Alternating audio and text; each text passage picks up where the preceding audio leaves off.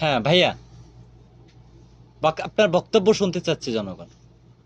অতুইজ্জু মানতাসা অতুজিল্লু মানতাসা বিয়াদিকাল খায়র ইন্নাকা লা কুল্লি শাইইন কদির।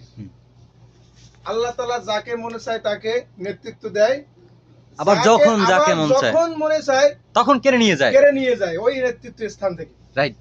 এজন্য নেতৃত্ব পাইলেই লাভ দেওয়া যাবে না, রাইট। কারো অহংকার করা যাবে না, হিংসা করা যাবে না। মানুষ যে গরিব তাকেও যে নজরে দেখবা, আর যে বড় লোক তাকেও সেই নজরে দেখবা, সেম নজরে দেখা উচিত। যে নেতা তারও যে নজরে দেখবা, আর যে নিরহ তারও সেই নজরে দেখবা, সেম নজরে দেখতে হবে।